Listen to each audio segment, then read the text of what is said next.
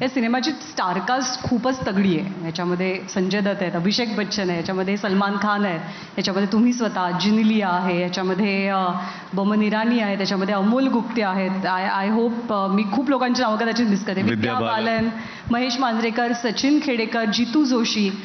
इतकी प्रचंड मोठी स्टारकास्ट. तुम्ही कसं ठरवलं की मला याला हा रोल द्यायचा आहे, आणि त्या व्यक्तीकडे जेव्हा तुम्ही गेलात आणि सांगितलं की महाराजांवरचा सिनेमा आहे, तुम्हाला रोल करायचा, त्यांची रिॲक्शन काय होती? सगळ्यात पहिलं जेव्हा झालं तेव्हा आम्हाला वाटलं की काय हा फक्त हा चित्रपट तुम्ही जेव्हा पाहाल, अपेक्षा आहे की आपण प्लीज वेळात वेळ काढून नक्की पहा. नक्की.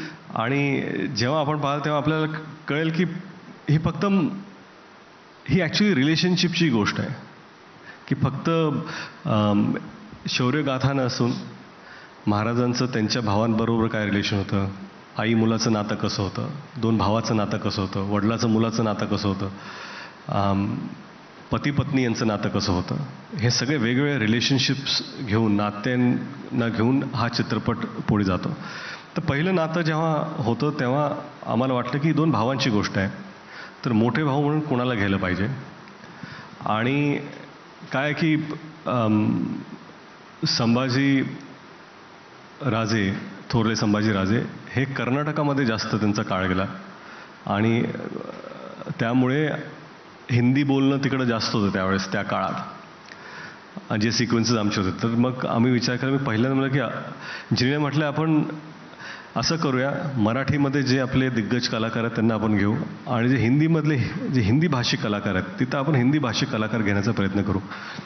तर तिथे संजय दत्त यांना विचारलं की अफजल खान म्हणून संजय दत्त कसे राहतील. तर आम्ही सगळे एक्साइटेड झालो की विचारून तर बघू, करतील नाही करतील आपल्याला माहिती आहे. पण जेव्हा जेव्हा ज्यांना विचारलं, मला आठवतं अभिषेक यांना मी विचारलं, एक चित्रपट आहे मी डिरेक्ट करतोय, त्यांनी मला डन. त्यांना माहीत पण नव्हतं काय चित्रपट आहे काय नाही, फक्त मी विचारलं आणि ते म्हणाले की तुम्ही माझे भाऊ आहात, तुम्ही जे करणार त्याच्यात मी काम करणार, तुम्ही ठरवा मी काय करायचं, मी एकही प्रश्न विचारणार नाही.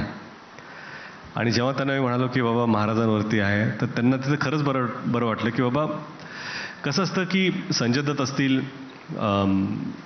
अभिषेक असतील, फरदीन खान असतील, ह्या सगळ्यांचा जन्म हा मुंबईतला, कर्मभूमी जन्मभूमी मुंबई. हिंदी चित्रपटात त्यांनी जरी काम केलं तर त्यांना कुठेतरी वाटलं चला आपण मराठी चित्रपटात काहीतरी करू, काहीतरी आपल्या परीने आपण योगदान करू, त्या भावनेने ह्या चित्रपट त्यांनी काम केलं. आणि ऑफकोर्स जेव्हा शिवाजी महाराजांबद्दल एखादा चित्रपट येतो तर त्यांना अति आनंद जास्त झाला. अमेझिंग संगीत आहे, तुफान संगीत आहे या सिनेमाचं. अजय अतुल आणि तुमचं हे कॉम्बिनेशन कसं जुळून आलं? हा माझा चौथा मराठी चित्रपट, आणि ह्यापूर्वी तिन्ही चित्रपटामध्ये अजय अतुलच त्यांनी संगीत दिलं होतं.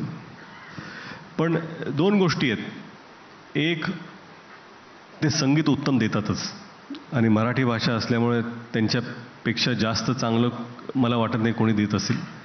आणि ह्या चित्रपटासाठी काय की जितका मोठा मी शिवभक्त आहे त्याच्यापेक्षा कितीतरी जास्त मोठे शिवभक्त ते दोघं आहेत. म्हणून त्यांच्यासाठी सुद्धा हा, मी जेव्हा म्हणालो होतो मला की एक स्वप्न तुम्ही घेऊन येता, आणि जेव्हा ते स्वप्नसुद्धा इतरांचं स्वप्न होतं त्यातला हा पहिला टप्पा, जेव्हा अजय भाऊ अतुल भाऊ दोघंही आले आणि ते म्हणाले की हे आमचंसुद्धा स्वप्न आहे, आम्हालासुद्धा हा चित्रपट करायचा आहे. आणि ते सगळं जुळून आलं. मला वाटतं की ज्या प्रकारे त्यांनी संगीत दिलं आहे, आत्ता एक गाणं आलं जय शिवराय, दुसरं गाणं कालच ऑडिओ बाहेर आलं आहे, पण अजून बरीच गाणी आहेत ते येतील बाहेर.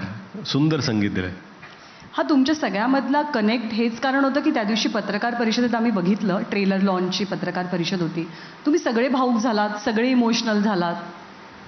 कारण हा प्रवास तेवढा सोपा नव्हता. हा